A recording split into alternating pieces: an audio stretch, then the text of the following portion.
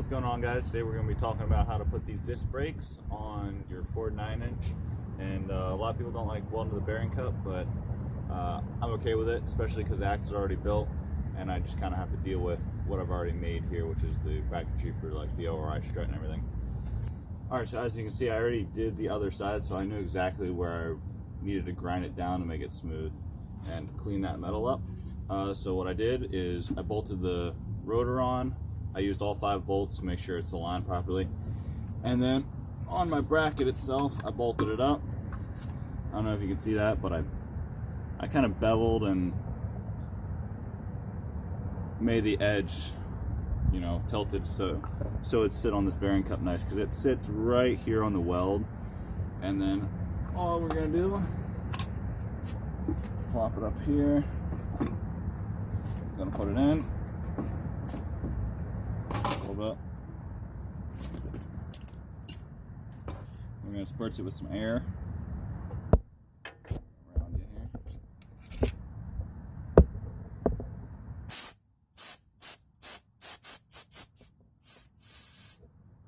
And that's gonna make sure it sits where it needs to, nice and flush. I put a zip tie back here so it line up. And then I also have to look at this. Since I did the other side, I want the same angle, which I have about 10 degrees on the other side.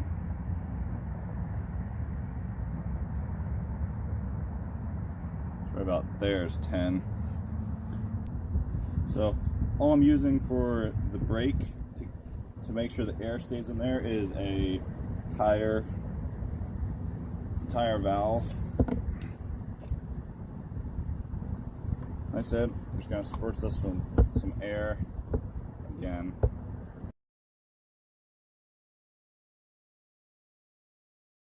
Right at 10 degrees, we're going to tack her up here.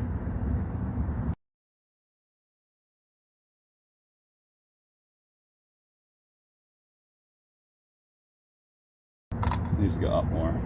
It's lower than that side. So we're going to break our tack. Tack's broken. Right here is our 10 degrees. Let me go ahead and take this side up now.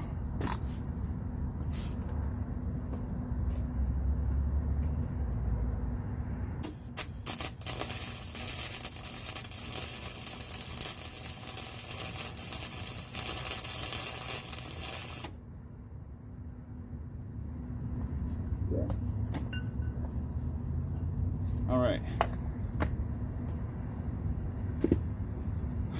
Alright, so that was a little balancing trick, but we're right at 10 degrees here on my angle finder. So we got the same as the other side.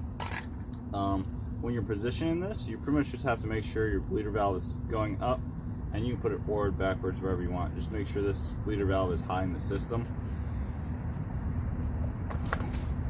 And after this, I'm going to pressurize it with more air, and then I'm just going to tack it some more, and then I'm just going to really tack it to make sure it all doesn't move.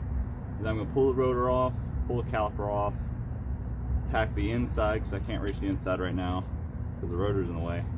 And then after I give it a lot of tacks, then I'll put this all back together, test fit it one more time before I burn it in. So let's pressurize it.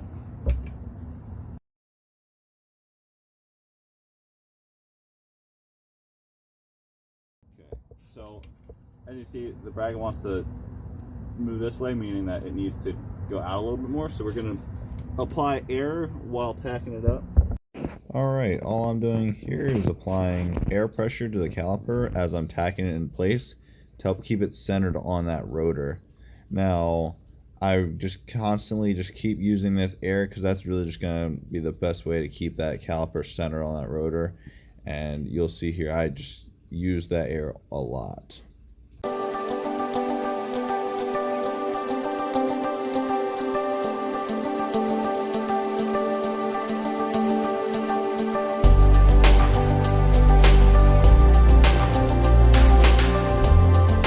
So now I've got it all tacked up.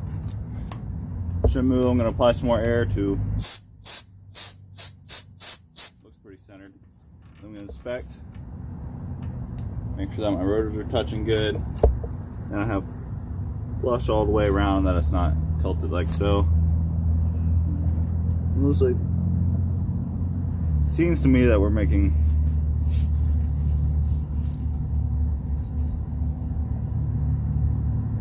good contact all the way around the rotor.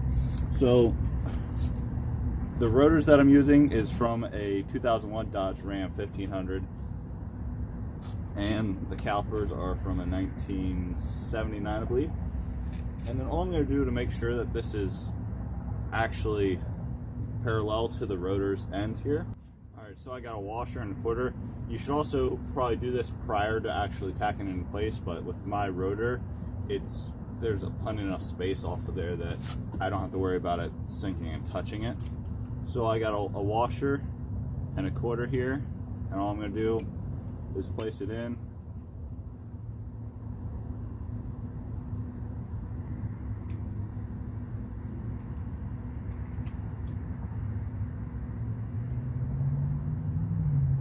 And that's just going to verify that my pin is going straight across, it's parallel and flat.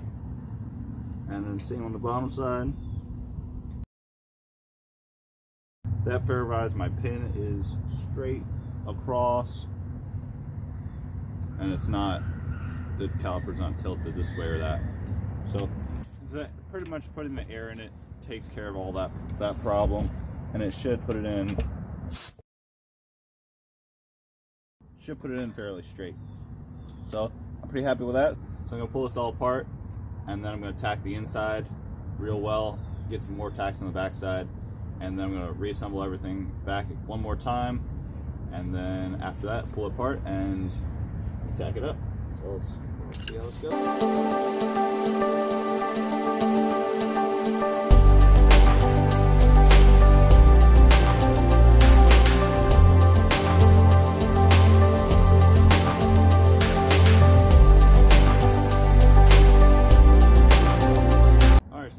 Tacked up. I can move pretty much the whole Jeep with my tacks here, so I'm pretty confident that it'll stay pretty square like this. So I'm gonna go ahead and reassemble.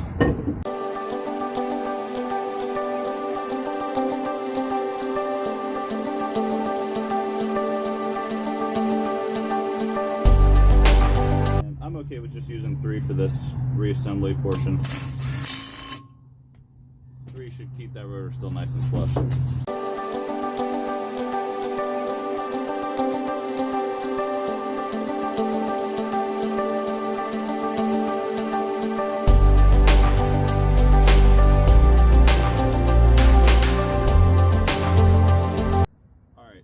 I'm super happy with this, and now I'm just going to go ahead and now just burn it in. I'm going to work myself around each side. First I'm going to pull this side and then the opposite side that way, so if it does pull this way or that way, it'll hopefully pull itself back to its original position. So let's go ahead and start disassembling.